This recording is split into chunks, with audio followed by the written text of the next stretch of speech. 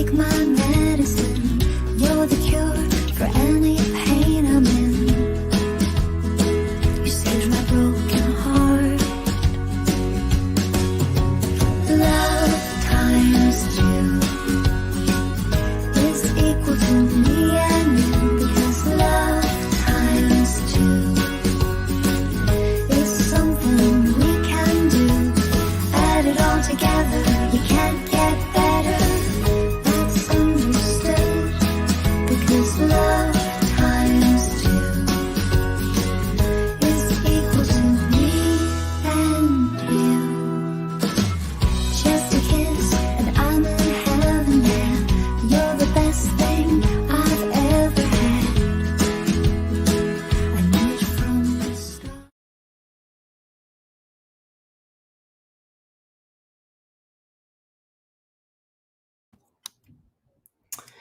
Wow. So we are back after this amazing conversation with Shelley, Pandemic of Love.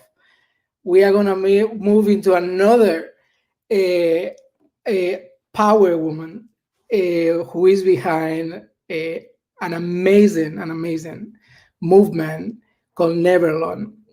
Gabriella Wright, actress, I think that you are already there, um, and social activist. I love to know how do you describe yourself these days? But please welcome, and yes, Yay!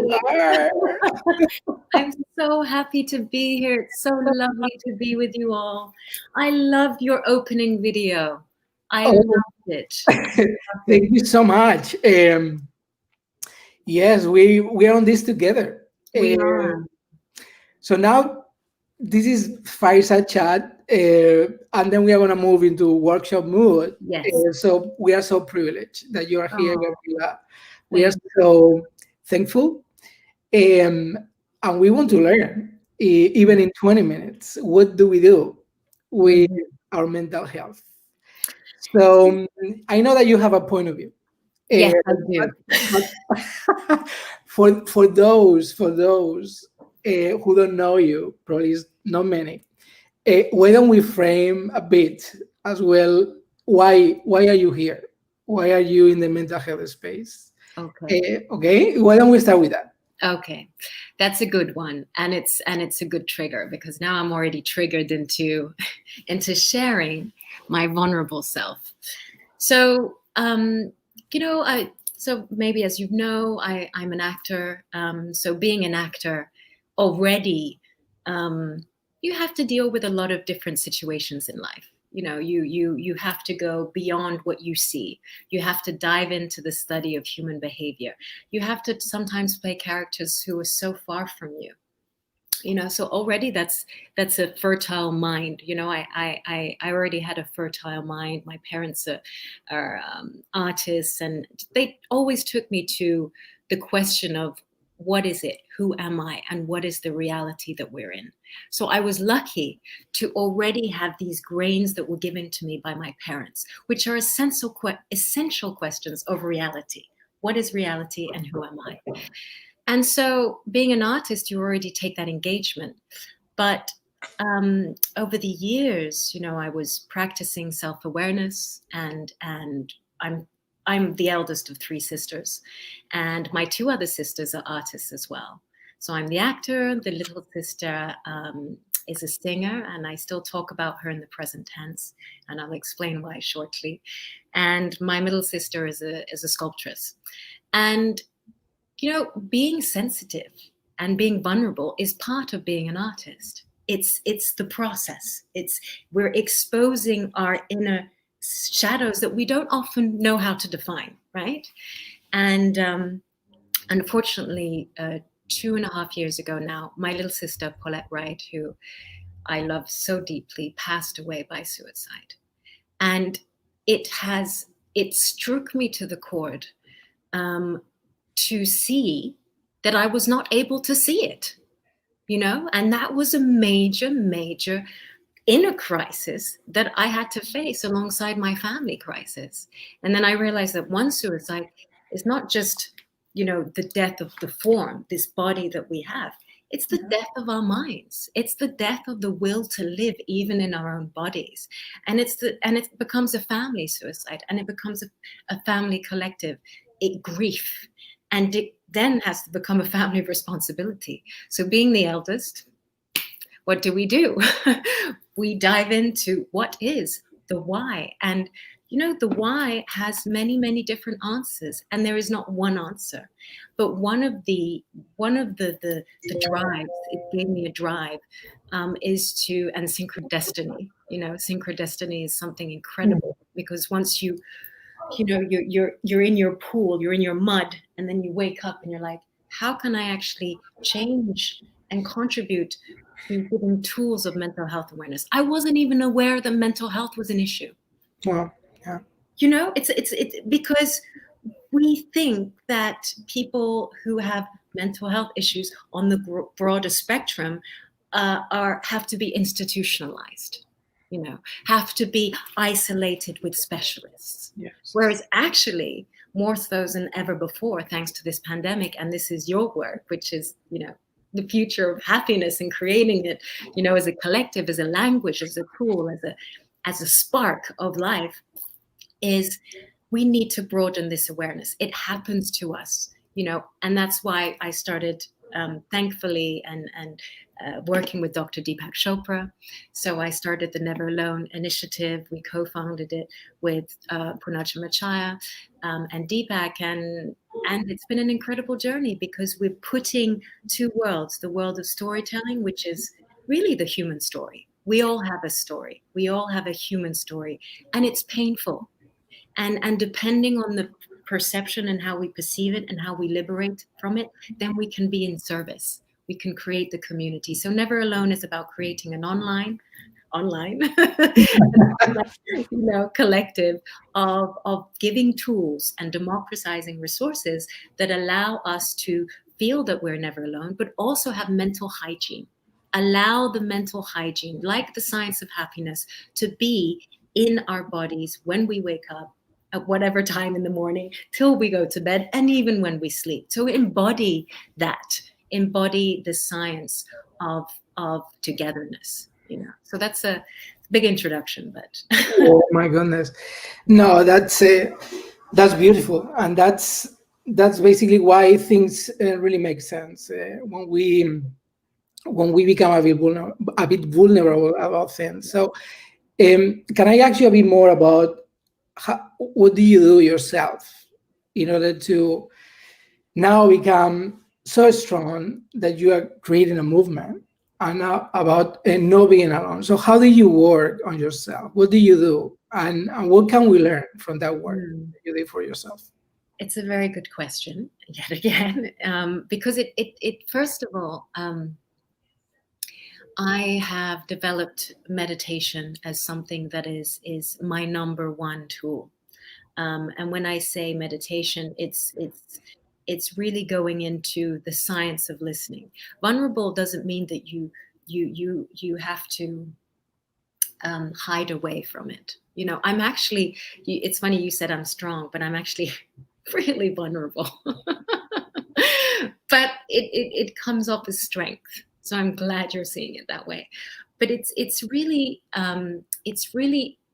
being kind. Meditation allows you to listen and really take the thoughts. So every morning I wake up, I meditate. Sometimes I use mantras, but also I create intentions. And I have these 4 intentions that are important for the day. And however they come out, they will come out and manifest the way. And the intention is that, may I be free from suffering. May my loved ones be free from suffering. If I have hurt someone, I hope that their pain will be submerged in happiness. These are little intentions. Then how do you carry yourself through the day? I need a joyful, energetic body. So I make that intention. I embody a joyful and energetic body. So I create these intentions that are like, inner commitments, and you make these commitments after your meditation, because it embeds it in this mental space. You know, I was speaking about mental space. We all have this mental space, and it's how do we engage in the mental space. Sometimes how we do not take care of ourselves comes from the fact that we don't engage in the mental space. We don't even realize that it exists, and then we become swayed by the world's politics. Look what the US has just been through, Armenia right now, all these social, geopolitical, human tragedies that we see constantly, we will get swayed in. So before we get swayed into our day, that's why the beginning of the day is so important, is to just engage, like you hook onto the mental space. And that mental space is the mental hygiene, really. You know, we wash our teeth. How do we cleanse our minds? Wow. Why don't we explore a bit more, the concept of mental space? Yeah. When I sense it, actually, it's not about words, but for me, the mental space expands. But how you define and how do you determine what is mental space and what is our mental space or somebody else's mental space? How do you imagine we don't know anything? How do you define from the beginning mental space? Okay. So imagining we don't know anything, if you close your eyes just for a second and see, all of a sudden you've closed your eyes and your breath is sounding differently. And just focus on the breath and just see how all of a sudden your body is more alive than when your eye is open. And so if you start feeling that mental space is not only the sensations in your body, but it's the quality of the listening. I can hear my fridge. I can hear a technician behind the scenes. I can hear you. I feel your presence, Louis. You see, Louis. So this is really tapping into this mental space. You know, we're tapping into our sensations. We're going into the space that holds the thoughts. Right now, as I'm speaking, I'm actually not thinking with my eyes closed. I feel that I'm not overwhelmed.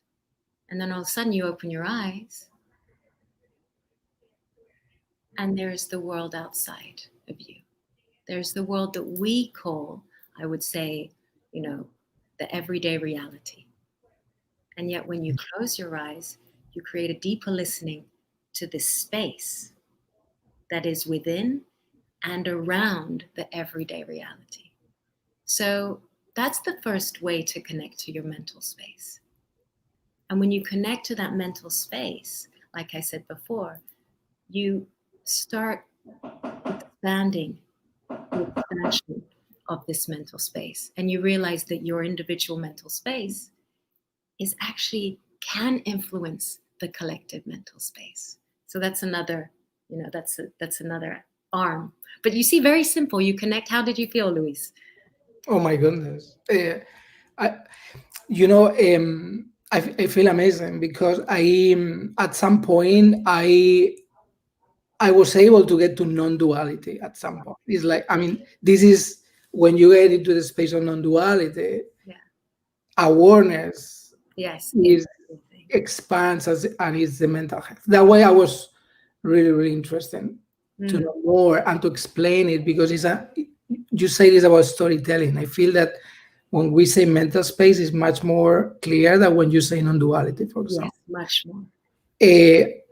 But it's amazing. I mean, the moment that we did it, I was embracing.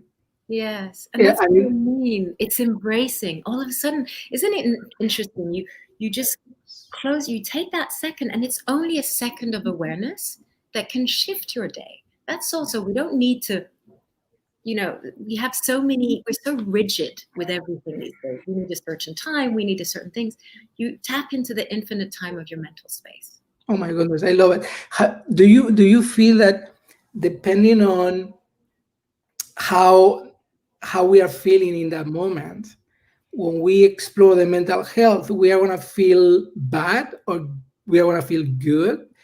It's always feeling good. I mean, what is what is the normal feeling The of normal somebody, feeling. of somebody who is agitated, for example? Imagine you are agitated and Mm. you are not happy with the situation in that moment, with that feeling. If you expand your mental space, what happens? What happens is that the sensation of agitation often is connected to the body. So you will locate it. Generally, agitation comes in this area. You know, your heartbeat is slightly faster, the temperature of your body, you're slightly more hot, you know. So when you start to, you know, you close your eyes and you identify where that is, and then you start, you know, expanding the awareness, it dilutes it, you see. So the expanding the awareness of your mental space dilutes the symptoms on your body, you know, on your body, in your being, of this agitation. And the more you expand it, the more it just becomes a wave on the ocean. And eventually it will have its course and it will be, you know. The thing where we get attached, which is why it's important, is through storytelling. So Hmm. that's why we need to liberate from our stories, because if we say that, if I'm giving meaning to this sensation because it occurred from an event, which generally these sensations and irritations and aggravations happens from an event that happened in the past. But the story takes the event on the past and brings it into our body in the present moment. The story meaning my fault, it's my fault that I caused pain, or that person did that to me and I feel like this, and this is what's happening now, and that's what that. So I'm bringing the power of the story back into the present life. And so when you expand on your mental space and create that, you can liberate from that story as well, you know. But you also do it with kindness, you know. And that's a whole other, you know, technique, and I could go on. Oh my goodness. We have a couple of minutes, maybe one more question, and then we move to the workshop Yes. in 40 minutes. Where do you see, what is your intention for Never Alone? My intention for Never Alone is to truly create emergence. So when I say emergence, actually Deepak Chopra talks about it a lot. So I'm actually joining the choir, but it really makes sense because emergence of minds. When you emerge minds together, when you emerge different sectors of society, when you merge different people who have their techniques, who have their ways of alleviating suffering, you know, whatever it is, to be free from suffering, from our mental space, from a physical unwellness, to, you know, to the power of belonging, right? Everyone has something because we are all unique and we are all different forms of the expression of life. So these different forms of expression of life, we're creating a platform called Never Alone platform, and we invite everyone to share these tools on this platform, so that we can create an exchange through tokens called Love in Action. It's really, how do we become this love in action? Through these tokens and through sharing content where we really democratize it. Well-being must be democratized. It must be nurtured. It must be given for those who cannot afford it in today's world. And I think it needs to become a normalcy, a normal currency of well-being. You know, the currency of well-being is more, it's not that it needs to be monetized. It needs to just be in our system of how we function, you see.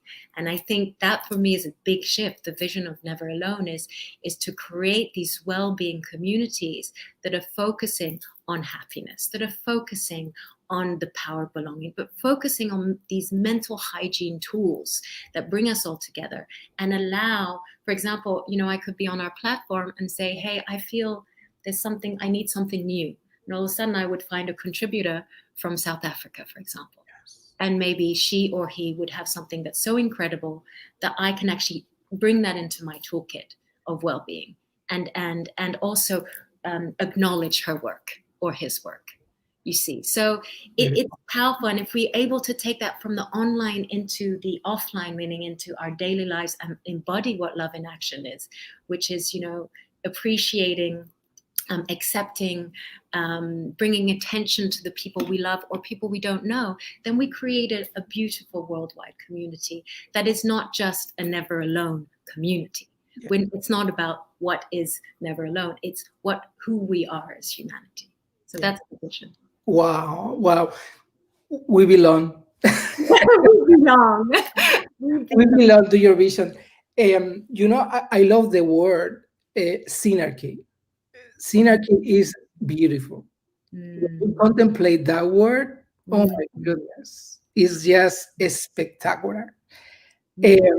Is so much behind that word, but synarchy is emergence. Yes. And it's you create new synapses the more synarchic you become. So I feel that we belong. I think in this case, what we say here in this space is that we love the convergence between freedom to be, Yes. consciousness to expand and evolve, and happiness to share. So for us, happiness, the key of happiness is sharing it. Yes. That's the key. That's the key. Because you can have all the happiness you want, but if you don't share it, then you are not gonna pivot. And the only way you can really get into merging is when you pivot, and you pivot through being happiness. So listening to you is like, oh my God, we are expanding. This is fantastic. Oh my God. Thank you so much for having us, and thank you for really supporting our work. And we're colleagues, we're partners on this journey. We'll have the World Happiness Channel on our Never Alone platform. Oh yes. And it would be just fantastic. It's the world needs it now more so than ever before, and it's about time that we become accountable for everyone. Not just for ourselves, but for everyone. Yes, and I love it, and that's very spiritual. Yeah. When you there is a really nice teaching from Sadhguru about accountability, and we are accountable for everything going on, but we don't realize and we got so blind. It's like, no, it is not happening around me. It's not happening. But unless we really become accountable for everything going on, and it's overwhelming in many ways, because it's not attachment, it's actually being accountable. Yes. Which is very, very, very interesting. I think that we cannot get to 10 billion happy by 2050, and we cannot create this never alone community. So I love that you say that, because there is so much behind that. You're a wise woman. Oh, thank you. And you're a spiritual man. Well, thank you so much, Gabriella. You're amazing. And we are going to see you later. So thank you so much for joining. And you're never alone. Oh, thank you. Thank you for making me feel that I belong. So it matters. It really does. Thank you. You made that all feel really well. Thank you. See you later.